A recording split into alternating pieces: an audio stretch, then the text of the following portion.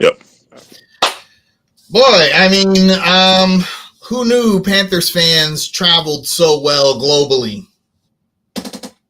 I mean, Germany, we laughed about how, a game in Germany was technically a home game for us and it wouldn't feel that way. But I think there were more Panthers fans in Germany at the game than Panthers fans in Charlotte for the games. How's that happen? I guess because there's better beer in Germany. Yeah. And I don't think they turn sales off after the third quarter. I think they're like, it's Germany. Like, we drink it. Right. And you would think you would probably need a lot of beer to get through that game, which watching it, yeah, I can see how. Yeah, it was more entertaining than expected, but only because both teams are so bad. Right. Right? Like, nobody wanted to win that game. Well, I disagree. Both teams wanted to win the game, but they kept trying to give it to the other team. Right. Here, you win. No, you win. Hey, you win. By all means. Hey, I'll lose. And honestly, for both teams, winning was the worst thing they could do, right? Because the Panthers had the number one pick before winning today. Now the Giants do. But the Panthers won 2017, and there were some bright spots. I mean, last week we said that win last week was the first time that we had looked at the Panthers all season and said, okay, maybe there is some areas of improvement. This week, same thing. I even saw some more improvement. And I'm going to be honest. I really like the Bryce Young, Chuba Hubbard, Jatavian Sanders, Xavier Legette, Jalen Coker offense. I like it. With Hunt Lewis in the middle. I still think they need to get more stout on the outside. Cade Mays in the middle, whatever. But there's something to build on there. And I think there are two problems with the offense today. One, young guys, a lot of rookies. We saw some drops on some big plays. Coker had a drop that he should have caught. Legette had a big drop on third down he should have caught. Chuba Hubbard had a big drop. And Dave Canales, the play calling, offensive play calling, I don't know what. Left a lot to be desired today. Absolutely. I have no idea what was going on out there. But they got the win. The defense showed up against a bad team, but I mean they did what they were supposed to do, right? Right. They couldn't stop the run, but and Daniel Jones is garbage, and so therefore, they had the secondary had a pretty easy day, at the office, except for the fourth quarter where for some reason Ejiro Evero went to ask mad mode and started running soft zone. I don't understand why. Man, somebody who coaches at any level got to explain to me why coaches do this. Why do you stop going? Why do you stop using what worked for you the entire game? So I guess the conventional thing to say, if you are an NFL DB, is you want to quote unquote keep everything in front of you, right? But what does a prevent defense prevent? It prevents nothing. It prevents nothing. Exactly. So you just let them put the ball in front of you then. We don't want anything to get behind us. Okay, well, we'll just put it in front of you and get first downs. And the thing is, man, not to be Captain Obvious, but different situations call for different coverages, different ways you press or don't press. And if you got a team that's just needing a field goal to win the game, man, and for instance, perfect example, man, it's 3rd and 4. I think the Giants are on the Panthers maybe 40-something yard line. It's 3rd and 4. I'm looking at J.C. Horn playing 10 yards off the guy. Why? Why? And even Daniel Jones can make that throw. All you do is just throw a 2-yard hitch, hit the dude, he gets 2 yards, boom, that's it, first down. That's tough to understand. That's really, I don't get it. The defense outplayed Ejiro Evero. if that makes sense. Yeah, it makes perfect sense. Yeah. like they made some big plays. They made the plays that when we needed the defense to make plays, they made plays. Except Dane Jackson. My God, Dane Jackson had a horrible day. My goodness, man. His eyes got too big on that blitz. And instead of just taking his time and getting hands on the quarterback, he shoots the C gap. He's right there in front of Daniel Jones and just whips on the blitz. I mean, it's Daniel Jones, dog. Yeah, but even aside from the missed blitz, man, like that big, where they blew the coverage, that was on Dane Jackson. Like a lot of those, it looked like Jones was kind of picking on Dane Jackson, man. Like every completion he had was Dane Jackson covering the slot guy, man. So he had a bad day. So I'm glad they won in spite of him. Yeah. I mean, it's Daniel Jones, and I would have liked to see a game plan that was more focused around stacking the box to stop Tyrone Tracy. Yeah. And forcing Daniel Jones to beat you. They didn't do that. Why are you scared of Daniel Jones, right? Like Tyrone Tracy kept the game close. I don't know, man. I need a football guy to explain Ejiro Evero's. I don't like to be hard on black coaches in the NFL because they don't get very many chances. But come on, dog. Like again, man, it left a lot to be desired. And like you said, not to steal your thunder or your point here, man, but everything that worked for 3 quarters, you just completely go away from in the fourth quarter, man. It just doesn't make any sense to me. Almost give away the game. I mean, essentially, the defense made a big play on the fumble in overtime to essentially win the game. But if you don't get that fumble, I am not confident that the defense would have gotten a stop based on the packages that our coaching staff called. It was gonna take a big play. I mean, the fact that the Giants marched down the field with the 94-yard drive, like, come on, man. Like, come on, bro. Like, come on now. There's about 3 minutes left, and it was just easy for them. It was just easy. Like, I don't. And again, to repeat the point, 24 of those yards came off blown coverage from Dane Jackson. Yep. But once again, Evero was calling the soft zone anyway. Just a compound issue, man, that just resulted in Daniel Jones looking like Tom Brady going on that 94-yard drive. I guess maybe he thought, okay, the Giants don't have any timeouts. Right, so they have to put it in the middle of the field, or because they know we're going to be all over the sidelines. So they got to put it in the middle of the field, right? Fine. Right. Don't let them put it in the middle of the field, 15 yards. Okay, just simple as that, man. Right, just like 2-3 yards. Give them that. I'll buy that. You give them 2-3 yards, and bend don't break. But god dang, we were bending. I mean, we were bending like a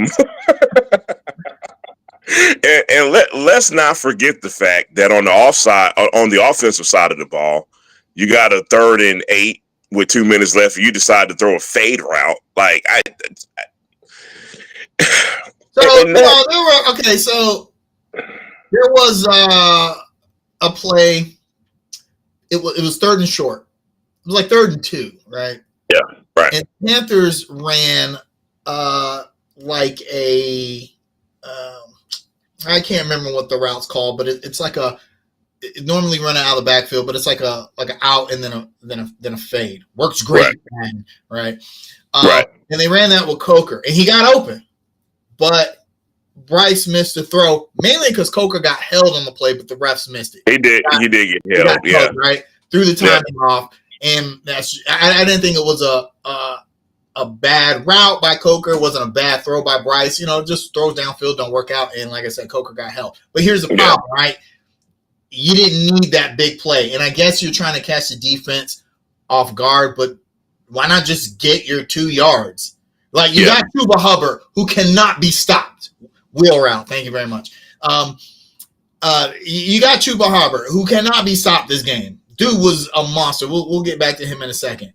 just give him the damn ball, right? Get your 2 yards, and then you can run a wheel route to Coker all day. But instead, you run that play, you run it in your own territory too, and you have to punt to the Giants. I just felt like, yeah, and Bryce did throw on his back foot because he had burns in his face.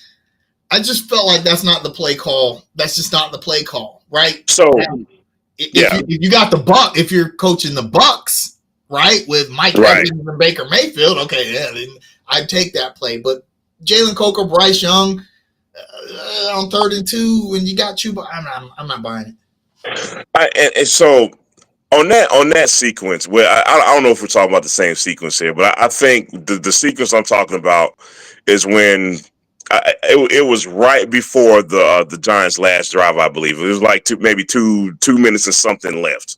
Not quite 2 minutes left. But I didn't want Canales to be conservative, but you also can't overcompensate and be too aggressive, if that makes any sense. Yeah, exactly. Like for example, run the ball on 1st down, throw something short on 2nd, and then maybe do whatever the situation calls for on 3rd. You throw 3 straight passes, and listen, like on one hand, cool, we're being aggressive, but the execution was terrible, okay? But on that 3rd down, when that team's back is against the wall and they have, one timeout at that point, run the clock. The clock is not their friend, okay? Yeah. And quite honestly, if you run the ball and you run, I don't know how many seconds off the clock, that makes their job a little harder to come down and try to get that field goal. I don't know if they even get the field goal if you run the ball on that 3rd down. That there was late in the game, the Panthers needed to run the clock. They ran like a little hitch route to Chuba Hubbard, and he dropped it. I'll give them that, right? Because you got to think the Giants are going to stack up against Chuba Hubbard, thinking, okay, the Panthers got to run a play to run the clock out. You think a little hitch route to your running back. At worst, even if he loses yards, you run the clock down. You got it in the hands of your best player. Chuba Hubbard is the Panthers' best player on offense, by the way. You get in the hands of your best player. Hubbard just dropped the pass. It was a little high from Bryce. I'm not mad at that call, but I just felt like they went away from Chuba late in the game, right? And when they did use him, it was the most unimaginative play calling I've ever seen on run plays, right? It was like that's a good word. That's a good word for it. Yeah, unimaginative. Like, yeah, what the Giants know what you're gonna do, right? They're like, okay, Chuba Hubbard's killing us. It's 3rd and short. Panthers need to keep the clock running. We're gonna stack up and stop the run, right? And you didn't do anything to exploit the fact that the defense could not be honest, Yeah. So, but you know why that's a contradiction? Not what you said is a contradiction, but you know why that's a coaching contradiction? Because if you're being that aggressive, you're letting me know, hey, I trust my defense, right? And then Evero coaches like he doesn't trust defense because you start playing prevent the whole damn drive. So which one is it? Like I don't get it. I don't understand it. No, sorry. Yeah, the coaching I felt like let us down today. In what could have been a better win. There was a point the Panthers should have been up like 24. It should have been 24-7 or 10, something like that, yeah. Right, but the offense could not complement the defense well enough, and it really had nothing to do with Bryce Young or his cast of players, right? I just don't feel like they were put in the right positions, to make plays, right? Like, why are you having Bryce throw downfield on 3rd and short? Multiple times this game they did that, and it was like, dude, just get your 1st down, man. I don't know. I still think Canales is reluctant to recognize the identity of this team should be run the ball, play defense, right? Yeah. It's almost like since Tepper's been here, it's like he doesn't want that to be the identity of the Panthers, although that has been the Panthers' identity for 30 years. Forever. Right? Like, run the ball, play defense. Like, if you name all the really good Carolina running backs, we have far more than good quarterbacks, right? Yeah, right. Like, that's our identity. And it's like Tepper was like, well, I want a high-flying offense. I want to be the Chiefs. I want to be the Chiefs because they won the Super Bowl and Right, we can yeah. do what they do. Well, first of all, you need Patrick Mahomes. Unless you drafted that guy. Right. So, but I mean, I don't want to bemoan a win. I mean, yeah, because it's on here sounding like we lost. So I mean, there are plenty of positive things to talk about. Here's one thing that was on my mind, man. This is gonna sound so soft and cheesy, man. It's so good to see Bryce Young smiling.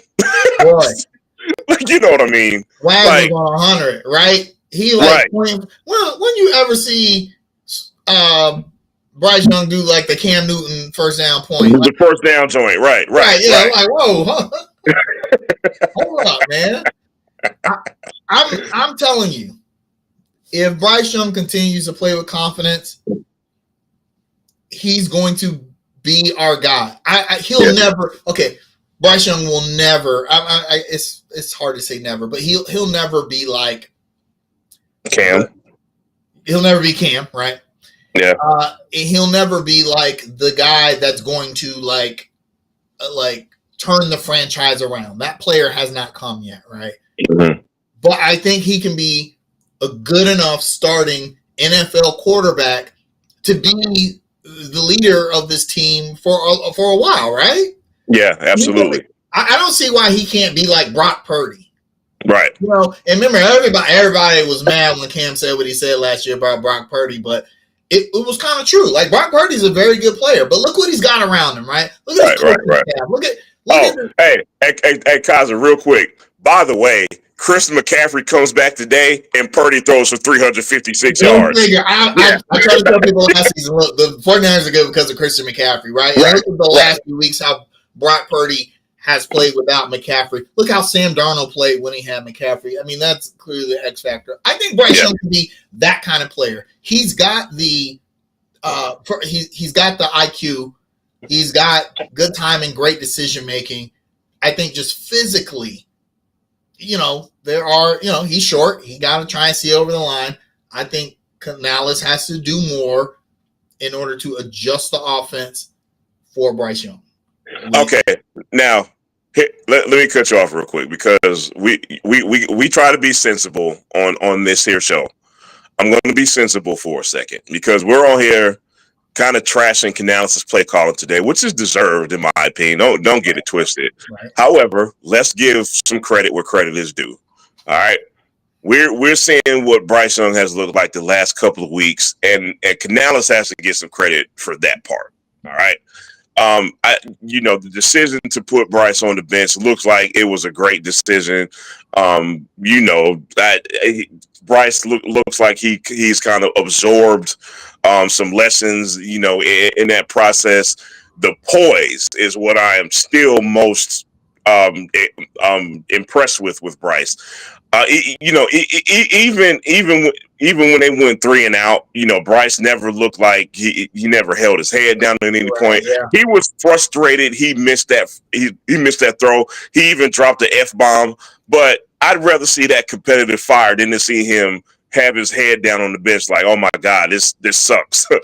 So I'm very impressed with that. And Canales and the coaching staff definitely deserves credit for that turnaround. So we got to give credit. I think Bryce realized something sitting on the bench and not what people think. Bryce Young's biggest strength coming out of college was his decision-making and intelligence. And I think that's why the Panthers drafted him, right? Yep. So in college, he always made the best decision on the field. Right. The problem is that in the NFL, you can't do that. You don't have the time. You don't have the time to do it. You do not have the time to make the best decision. A lot of times you have to make the good enough decision, right? You got to make the decision and try not to get obliterated in the process. That was the difference between him and C.J. Stroud. C.J. Stroud was kind of like, fuck it, somebody out there, right? I mean, I got to get rid of the ball, right? And I think him seeing Andy Dalton's the same way. A lot of Andy Dalton's throws are kind of fishy, but that's because he's like, this is the best. This is what the defense is giving me. This is the best decision. I'm going to go for it. Bryce, I think, realized that in the last 2 weeks. He's getting rid of the ball much faster, right? Yeah.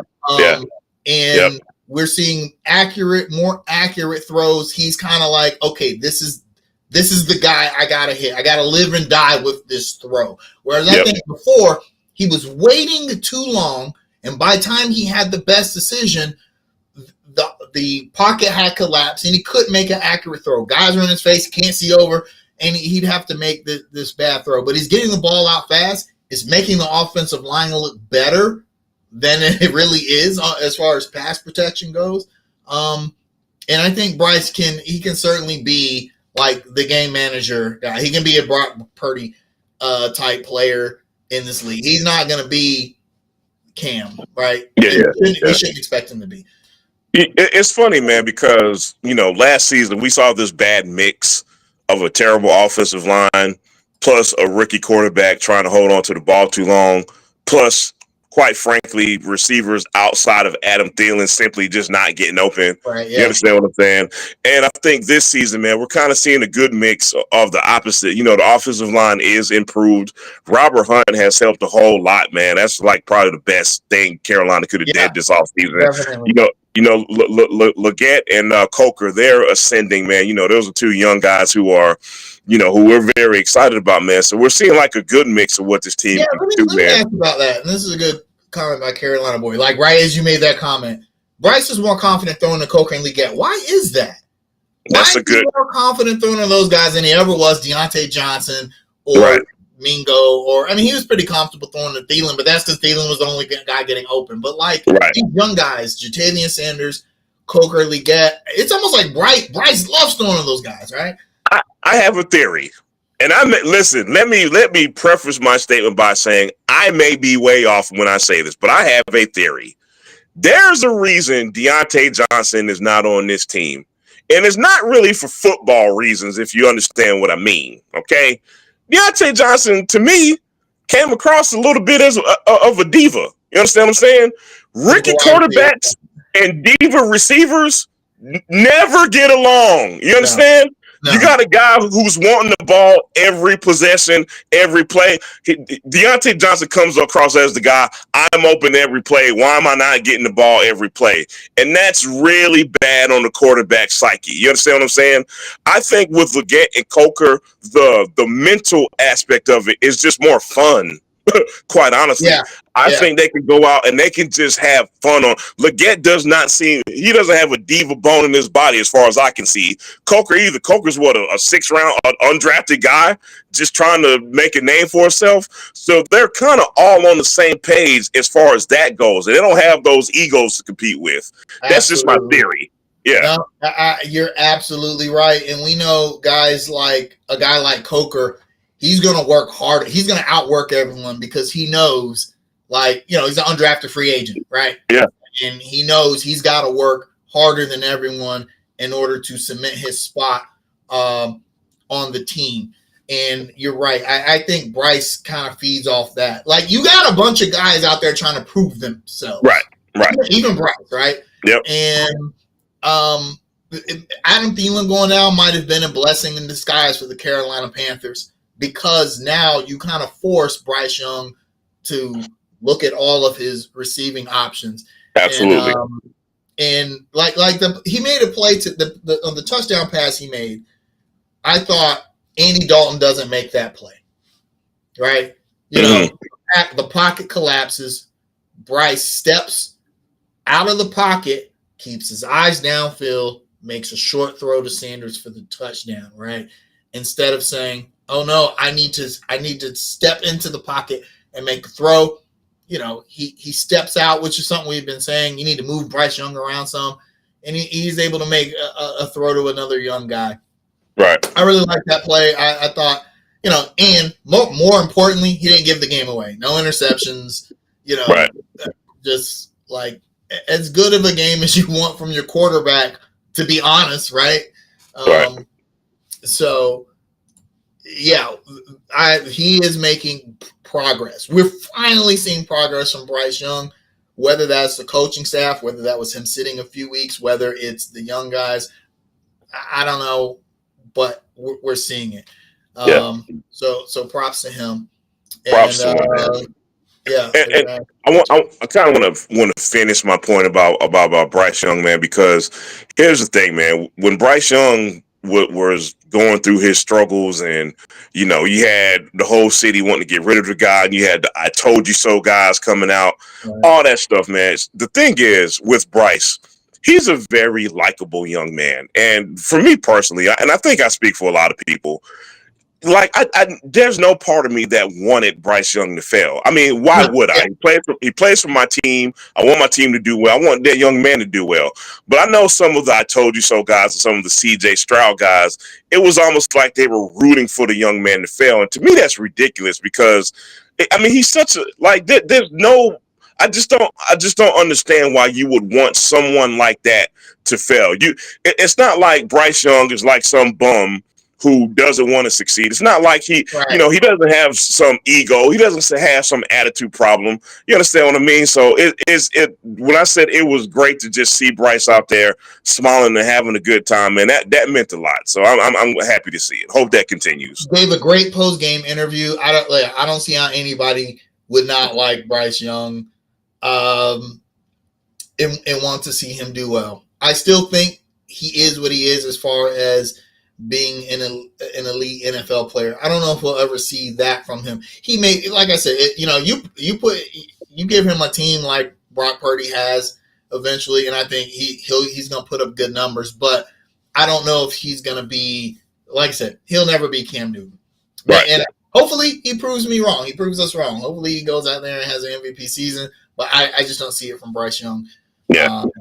But I do think, though, that now this makes the draft very tricky for the Panthers. And they said this in the postgame show. Like, if Cam Ward is there, Panthers probably going to pick top 5. Cam Ward's sitting there. What do you do? Right? If they're picking top 5, Cam Ward may not be there. That would alleviate, one situation. But I quite honestly, man, like I said last week, this team still has so many holes. We can't get fooled by the last 2 weeks. This is still a bad football team. I love the improvements that we're showing from week to week, but this team still needs to fill a lot of holes. Look, man, I can't believe that I'm so sure about this. I'm almost positive that they're going to go D-line or linebacker more than they are quarterback now. Yeah, absolutely. First of all, if James Pierce is there or Travis Hunter, your decision's easy. Your decision's pretty easy to me, quite honestly. Because and think of it this way: when you draft a quarterback, I don't, and we live in this new age of the NFL where if something doesn't work the first year, you get rid of them. Like, not for long. We'll try this next guy. But how often have I said that the Panthers need to get off the hamster wheel? If you're at this point with Bryce where you are seeing improvements and he keeps improving, you got to just stay committed. You have to stay committed. You can't get, again, man, unless there is some quarterback like he's just a can't miss guy. Unless it's that, just stay committed to what you have and just draft the next best talented player. Yeah, absolutely. I mean, we talked about this last week. A lot of people in the chat said this last week. Draft defense, roll Bryce, see how you fare in the Arch Manning sweepstakes. Fair enough. If you don't get Arch Manning, well then, hey, you'll probably get a hell of a defensive player this year. I mean, Travis Hunter is we know. I'm pretty sure he's going to be good in the NFL. I'm pretty certain of that, right? Yeah. And then guys like James Pierce, pass rushers can be tricky, but they're like quarterbacks. You get a good pass, and that's what the Panthers need: a stellar pass rusher. They don't have a good pass rush because they don't have anyone to keep the defense honest, right? They can just block 5 straight up across the board, and Evero does not like to blitz, and so we just don't get to the quarterback. You get a guy who can come off the edge and disrupt, and plus, Derek Brown will be back next season. I think if you get a guy off the edge that can disrupt, the defense is in a lot better place than they are this season. Absolutely. But yeah, I could certainly see linebacker also being a place where they look. No doubt. So we already know who the offense. We talked a lot about Bryce Young. The offensive MVP is Chuba Hubbard. I think we can all agree on that. Just signed a new deal, 4 years, $33 million.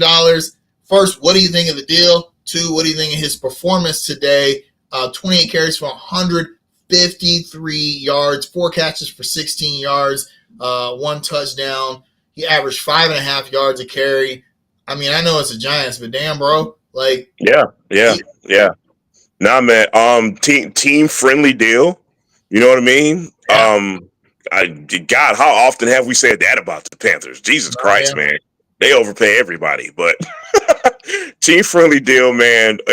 But still very much well deserved by Chuba Hubbard. He may be the biggest overachiever on the Panthers, man. Like you absolutely. have to love his attitude, man. 3rd round pick. Nobody expected this guy. I remember Chuba's rookie year, man. We were like, why is this dude on the team? He can't catch a ball. He Yeah. fumbles every other play. And, I think he heard all that. He took it in, and he's been much improved. MVP of the day. So that deal, man, it's well deserved. Team friendly deal. Dan Morgan deserves a lot of props. It's like one of the few good things we've done from the offseason until this point, man. I hope we're done making these panic deals where we're trading away the future for somebody. So it's a step in the right direction. I mean, Chuba Hubbard is 5th in the league in yards, rushing yards. Look, another 2 years, True might be like, that number might have to go up. Yeah, exactly. Yeah, I mean, for a 4th round pick, you got to give props where props are due for that pick. He's gonna have close to 1,400 yards at this pace, which that's crazy. That's wild. Wow, man. Yeah, that would be the most for a Panthers running back since Jonathan Stewart, like a decade ago, right? Wow, man. So, great work. Matt Rule's wife or David Tepper's wife? Whose wife? I forget which one. One of the wives. One of the wives running the team. Who's your defensive MVP? So the defense is still kind of garbage. But I agree. They did what they were supposed to do today. Like we said, we think they outplayed the defensive coordinator. I don't think he put them in good position, but you got a lot of people to pick from today. Yeah. You know what, man? For me, it's somewhere between 3 guys. I like the way Josie Jewell played today because he made a big play. Yeah. DJ Wanham made some like his stat sheet doesn't jump out at you, but he actually was in that backfield a lot today, man, and that's very encouraging, quite honestly. I like the way Ashawn Robinson played today. He also made probably the biggest, well, not probably, he made the biggest defensive play today. So with that being said, I'm probably gonna go Ashawn Robinson, man. Yeah, Robinson had 7 tackles, 1 sack, 2 tackles for loss, and a QB hit. Yeah. I mean, from it could be, the factor of playing against your old team. We see that a lot, but regardless, just a great performance from someone whose name we never hear called. Right. There was nobody on defense today except for Dane Jackson, which that I thought, oh man, like I said, Josie Jewell played good today. Had almost had a pick before the interception that he did get. A play before that, he almost had a one-handed pick. And the Giants just got lucky and it got tipped to the receiver's hands. Trevin Wallace played well today. He's actually having a pretty solid season. Yeah, he's somebody you can kind of see some improvement with from week to week, man. So which is I mean, for a rookie to come in, after we lose Shaq Thompson, is just it's big for him to come in and have such a good game. No doubt. I think I can go with Robinson from a defensive MVP, even though Jewell had an interception. Xavier Woods had a good game. He had an interception off of a weird tip off Jadeveon Clowney's helmet. Yeah. Clowney actually had a good game, which shocking because he never has a good game. So I know it was the Giants, but we'll take what we can get. I don't care who the team is. So next week though.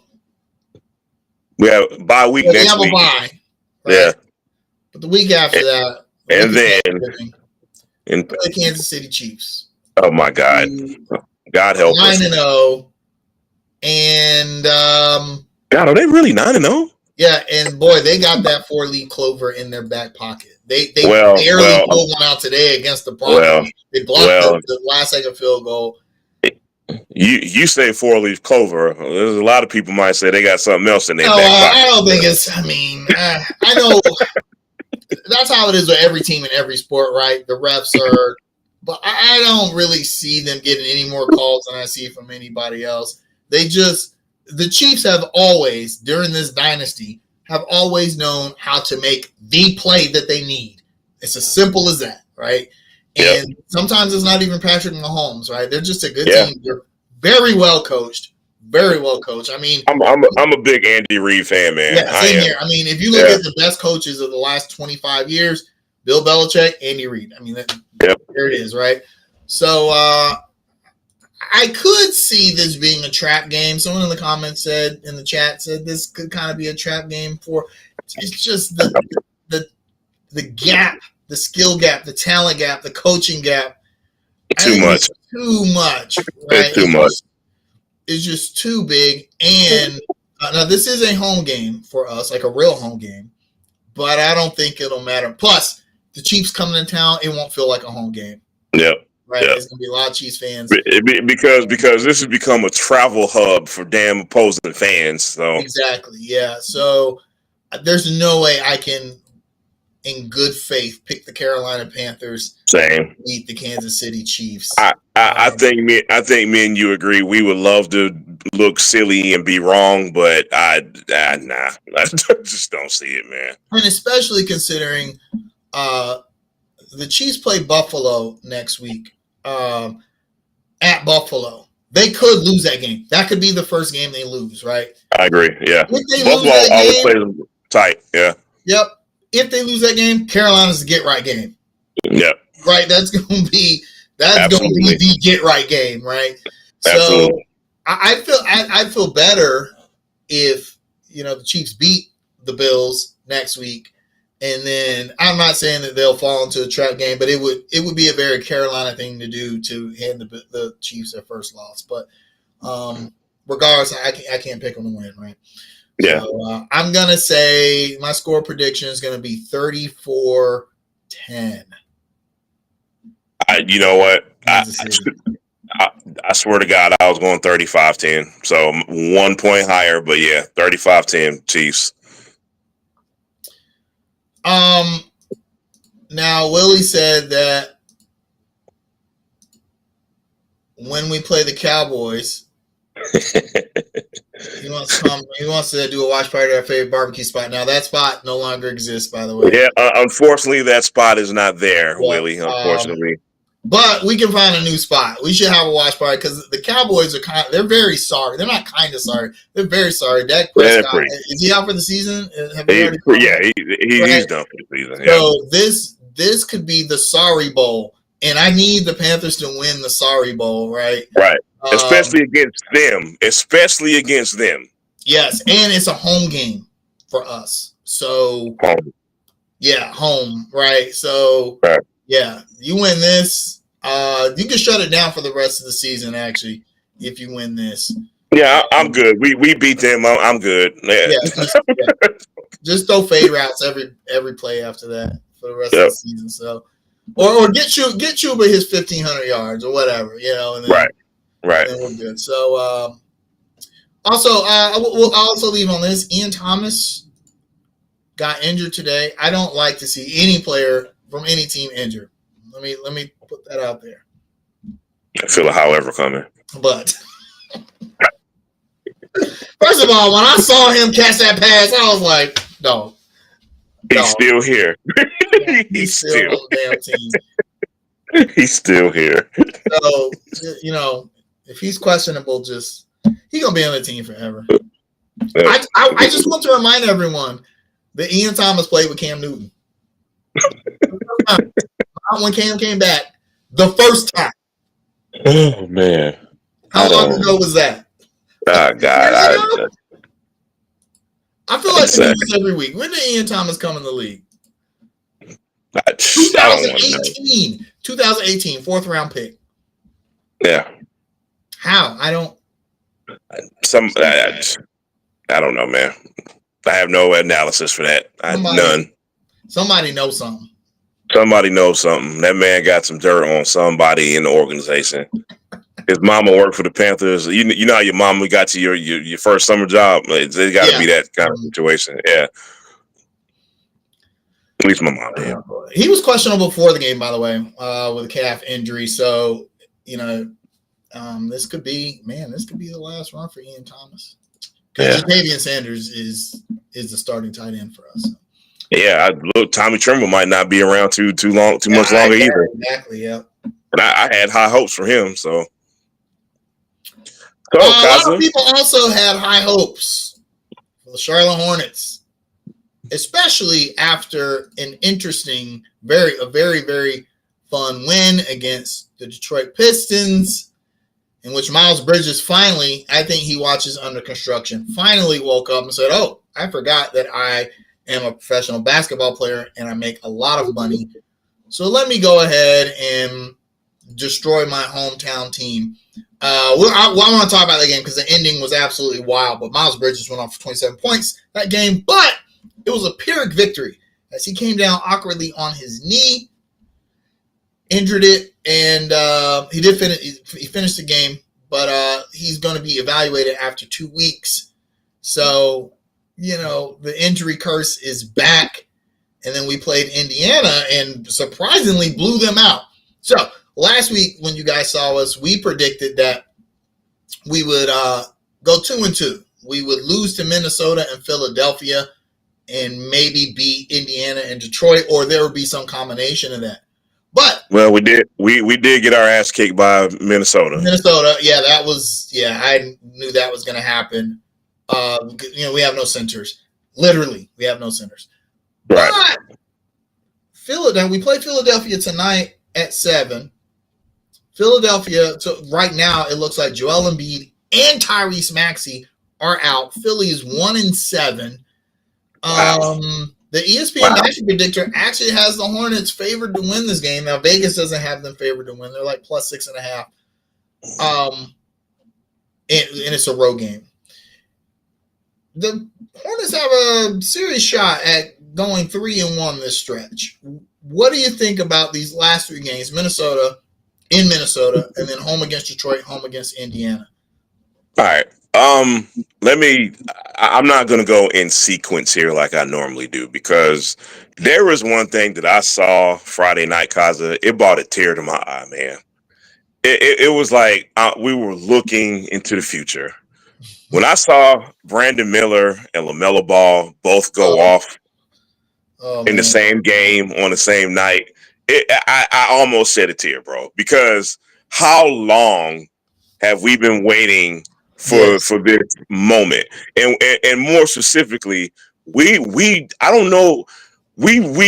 have barely seen Brandon Miller and LaMelo Ball even play together, let alone go off the same game. You understand? Like what is this? Maybe their 8th or 9th game together. Yeah, right. Yeah.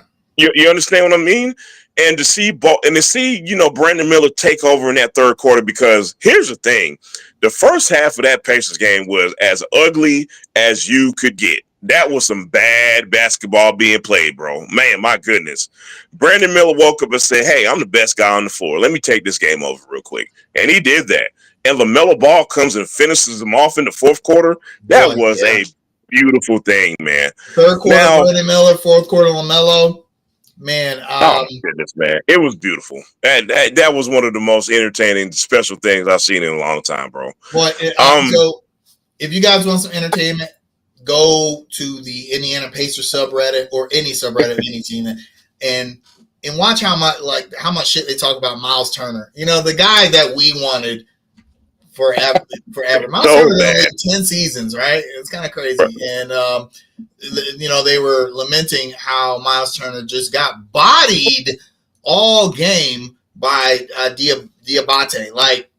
14 rebounds by Diabate. No points. Total Dennis Rodman performance there. But for him to be able to get 14 rebounds against Miles Turner. Now, Miles Turner has never been a great rebounder, and that's always been my thing when people are like, we need Miles Turner. It's like, the dude can't rebound, right? But Which we've always pointed out, he's only averaged 5 rebounds a game for his career. We don't need that. But that's the difference in this Hornets team and any other Hornets team we've had maybe in the past 5 or 6 years. This is why Coach Lee is able to, at the very least, be competitive despite these injuries and win games they're really not supposed to win. They really shouldn't have beat the Pacers, right? Not without you're down 2 centers. Your starting center's out, and then Nick Richards, your backup's gone. So now you got to play the rookie, and then you got to play Diabate. Like, you shouldn't win that game. But you're able to get these performances and put players in the right position. And he watches the show because we were like, we don't want to see Grant Williams at the 5. And you didn't see Grant Williams at the 5. Every once in a while they go small, but for the most part, he was like he was ready, right? Diabate was ready. The rookie was ready. Salone didn't play spectacular, but they did what they were supposed to do. Guys came off the bench and contributed. Trey Mann was Trey Mann. It's so refreshing to know that when our subs come in, we're not going to go down by 15, which has been the case in the past. And then, as you said, seeing LaMelo and Brandon Miller look incredible. Oh, by the way, Miles Bridges was out too, right? So, I mean, that Pacers one was really good. To win by 20 against the Pacers and make Tyrese Halliburton look very average. First of all, nobody can guard LaMelo Ball this season. Nobody. Kaiser, if LaMelo Ball, look, man, I know we're not even a third into the season. I'm going to go ahead and say this right now already. I don't care. If LaMelo Ball is not in the All-Star game, the league needs to be investigated. He doesn't make an All-NBA team. The league needs to be investigated if that happens. I said this before the season. LaMelo gives us 70 games, 4th seed. Where are the Hornets right now? 4th seed. 4th seed. I'm just saying he's playing that well. Does he still do some LaMelo Ball shit from time to time? Yes, absolutely. Right? Yep. But when you're putting up like 30 points a game, like 36 and 6, and when you are the leading 4th quarter scorer in the NBA, you can get we'll excuse some of that stuff. The Hornets realistically could have clutch player of the year and 6th man of the year and most improved player of the year. Improved player of the year, absolutely. That could happen. Right? Like, now, ironically, Trey Mann is going to have some stiff competition with the guy that we faced last Monday, which is Naz Reid. Naz Reid is a baller, bro, and that's why we lost that game. True. That's true. I could see the league giving like Trey Mann like most improved player, and then Naz Reid the 6-man trophy. But Trey Mann's only going to get better as the season goes on, and I'm telling you, Trey Mann is good enough to start on a lot of teams. He's good enough to start on this team, but having him come off the bench, where he's a lot of times he's clearly the best player on the floor when both teams are in their subs. Super refreshing. It is. Now I do want to talk. I want to talk about the Detroit game though. Yeah. Okay, so we said last week this was a must-win game for the Charlotte Hornets. You have to beat the Detroit Pistons. It was one of those must wins from a culture standpoint. It was, yeah. We're not. Did we lose because of? Okay, I got it. Yeah, record wise, the Pistons were about the same as us. They were 3-6. We were 3-5. But I felt like we were the better team, and you have to win that game. Now we always play Detroit close. We didn't beat them last season, but actually in the past few years we've had their number, right? But with no Mark Williams, no Nick Richards, it was going to be an uphill task considering, they had Jalen Duren. Now, to be fair, they did not.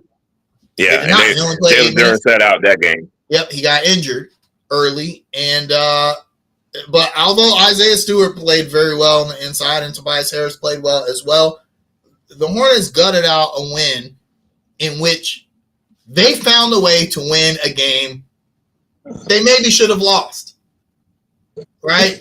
In the past, we've seen the opposite. Like, for instance, let's just fast forward to the end of the game, right? Clutch shots from both teams.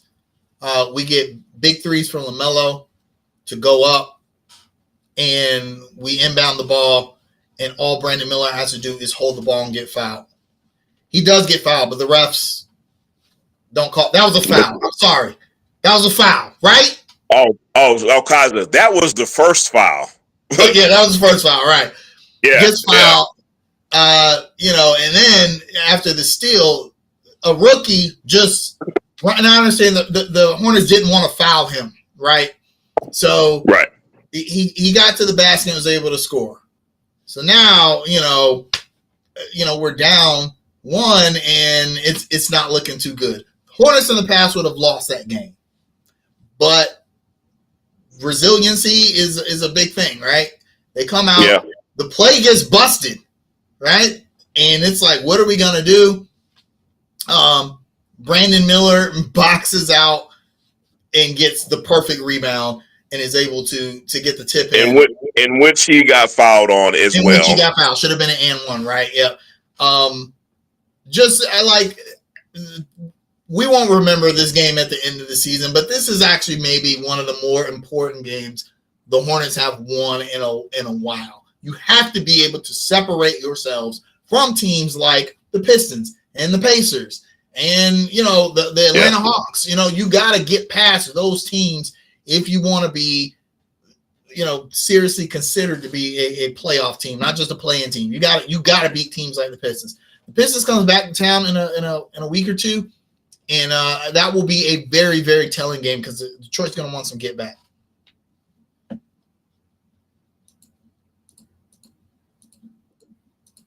Oh, we lost Jamal for a second. Oh, let's see if he comes back.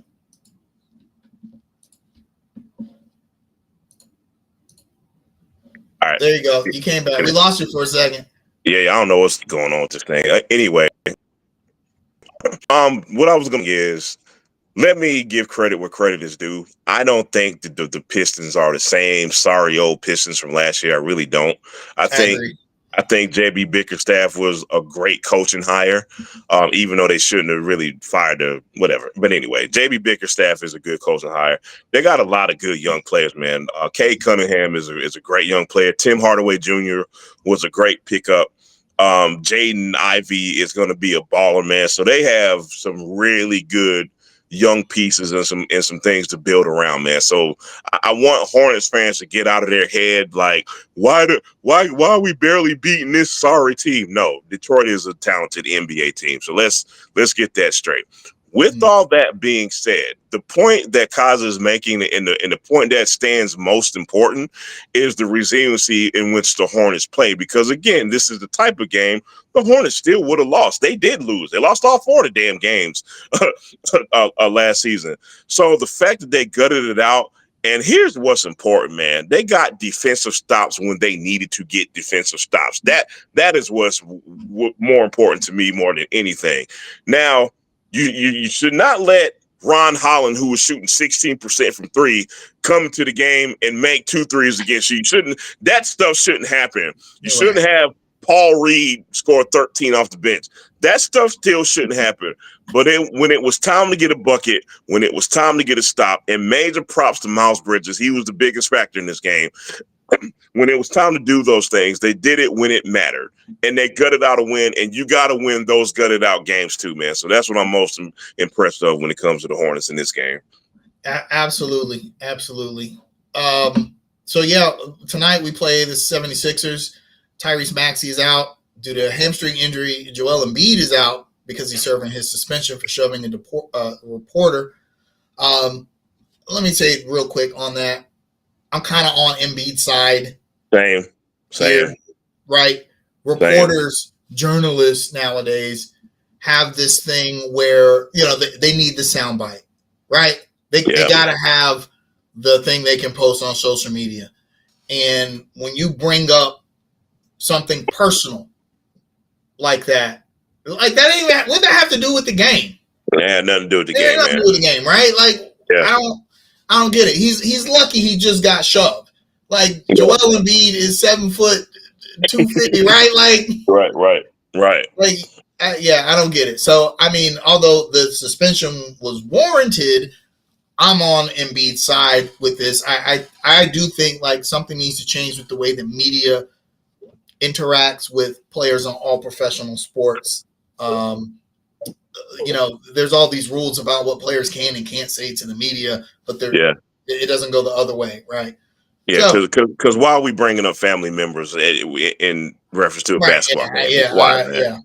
So, having said that, though, and Joel Embiid is not playing today, and I know that he wanted to play today. Boy, I mean, he scores 50 on the Hornets anyway. When we like it's taking candy, like it's just right. So, I mean, it would have been he might have had 100 points tonight, but he's not playing. Paul George is not on the injury report. He will play. It's going to be. I really want to see that Brandon Miller Paul George matchup because for obvious reasons.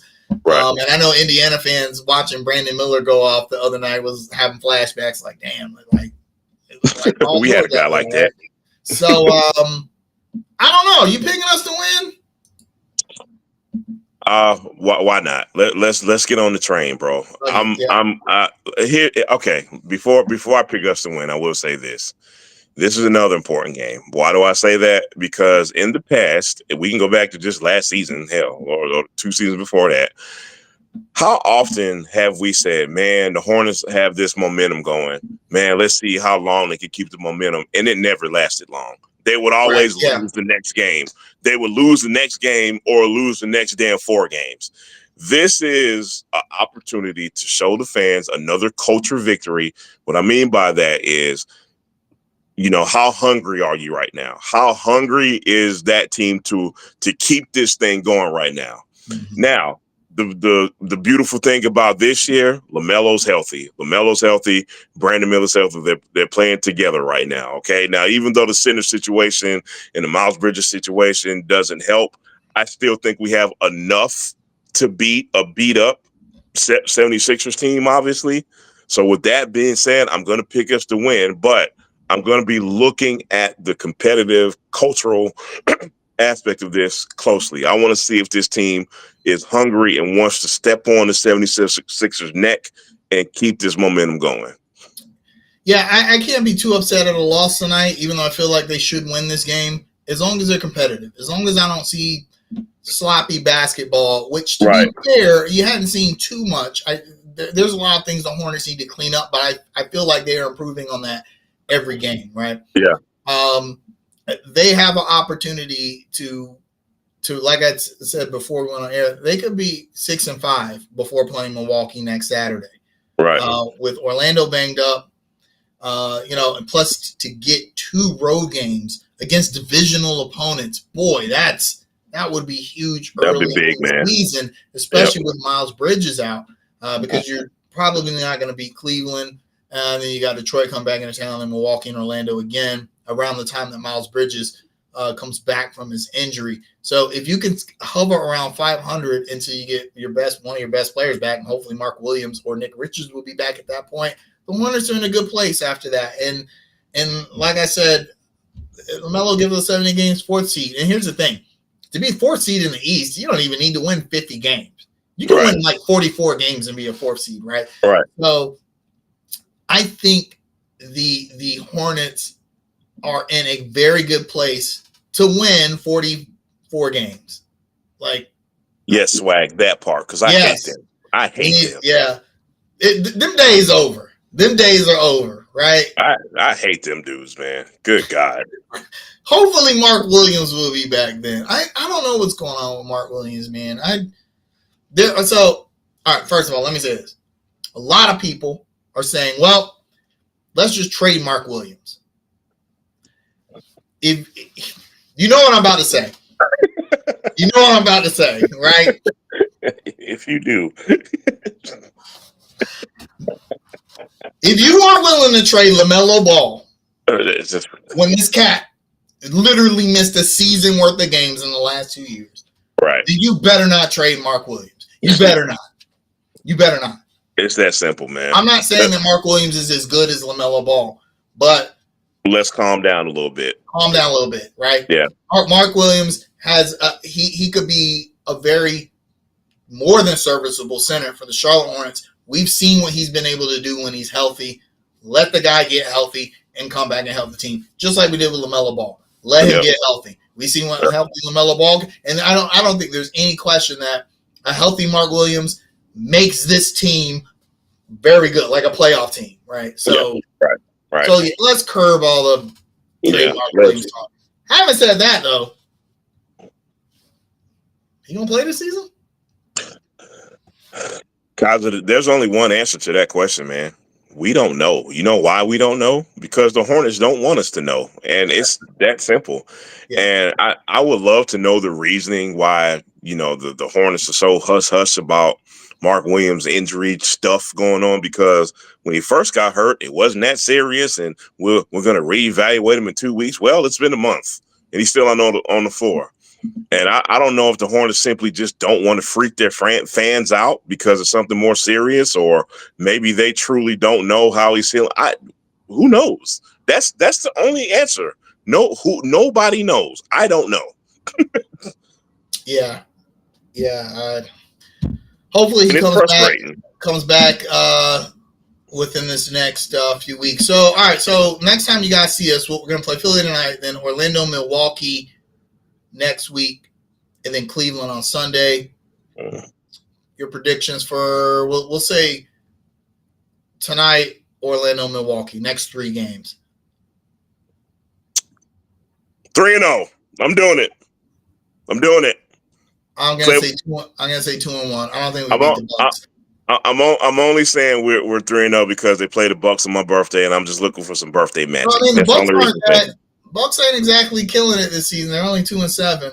Yeah, but they always kill us. But yeah, Giannis has a good time against us. Now, having said that, though, the Hornets have played the Bucks close the last few years. 3-0 is very possible.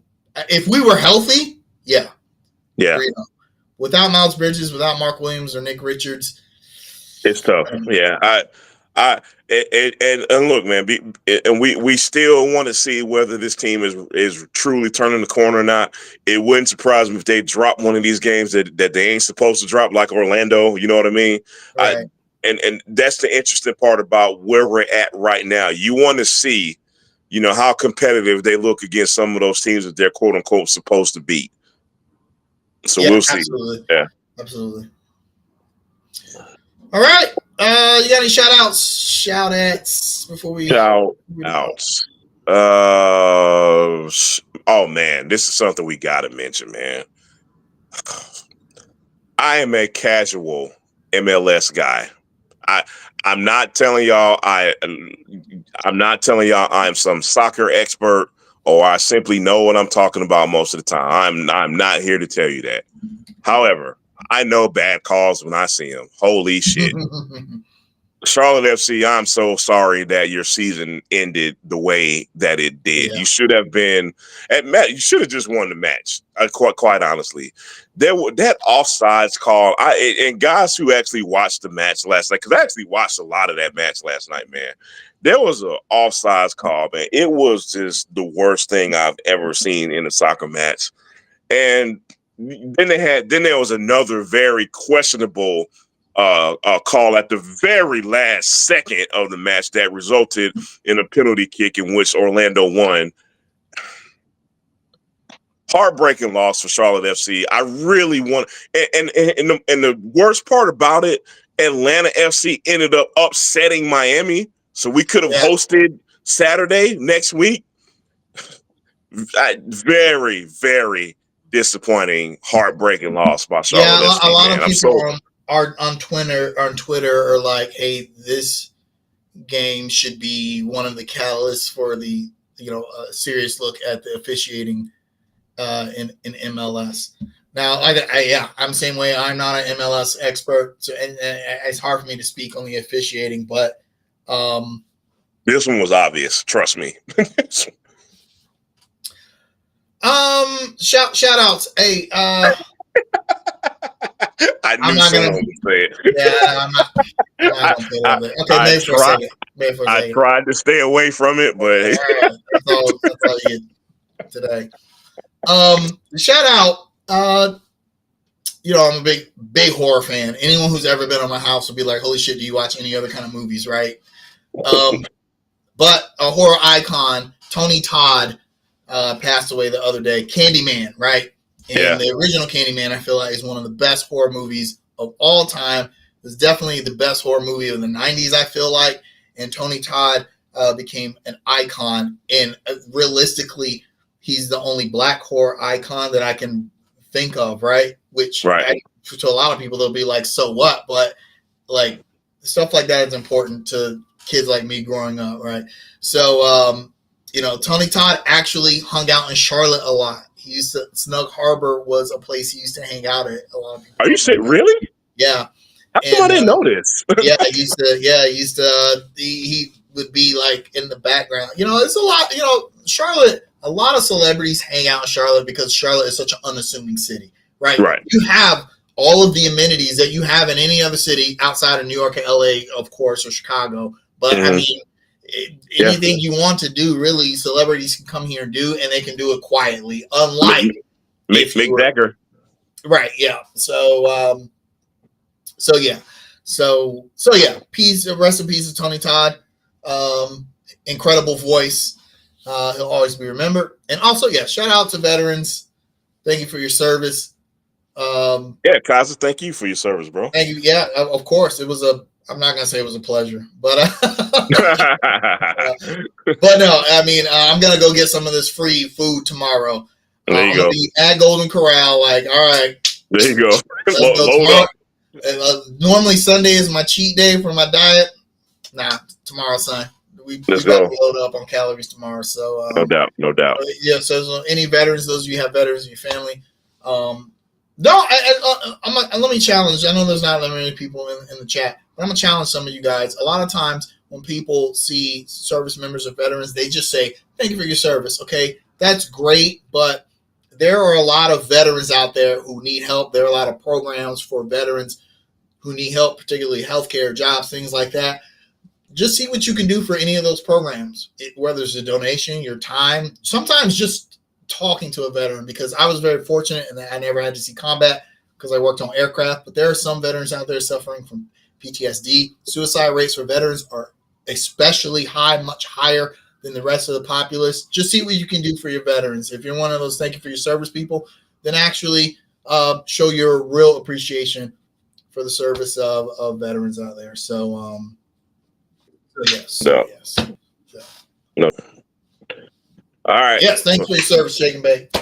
No. All right, that's gonna do it for us this week. Hopefully next week we'll have more. We'll be happy again.